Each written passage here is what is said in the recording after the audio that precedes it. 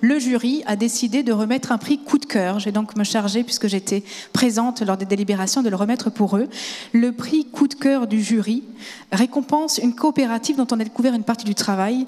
Cette coopérative, c'est Agriel. Agriel, on l'a vu tout à l'heure, a lancé 2 initiatives dans le courant de l'année. Sodial, voilà. On recommence.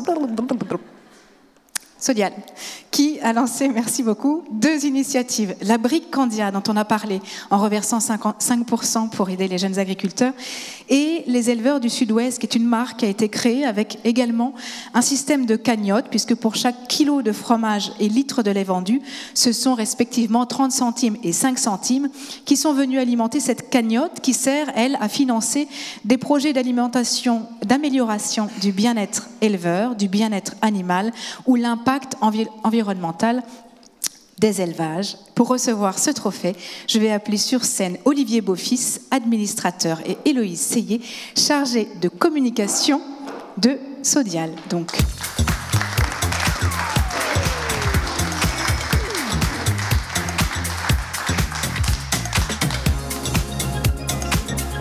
Bonjour. Bonjour. Et pardon du coup. Ce sera coupé au montage. Ce sera coupé au montage. Là. Oui. Alors, bonjour à tous et merci pour ce prix. Et alors moi je suis particulièrement fier d'avoir ça parce que ça permet de mettre en avant nos éleveurs coopérateurs qui sont au plus près des territoires. Et on a vu une des plus petites coopératives qui est vraiment ancrée dans son territoire. Et nous, on est effectivement la première coopérative française, mais on est aussi très ancré dans notre territoire. Et donc, il y a effectivement l'initiative éleveurs du Sud-Ouest qui est bien partie du constat que on a besoin de rapprocher le consommateur citoyen de l'éleveur. On pressentait vraiment ça, et en tant qu'éleveur, je parle en tant qu'éleveur, hein, et on ne savait pas comment le structurer.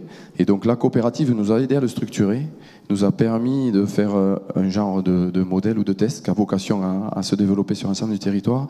Mais la première des choses que ça a fait, c'est que ça a rendu de la fierté à nos adhérents, à travers la visibilité du produit et à travers une forme de reconnaissance, ne serait-ce que visuelle, quoi. On peut dire, voilà, mon lait il va pour faire cette brique, mon lait il va pour faire ce fromage, et c'est un vrai ancrage territorial qui est très important.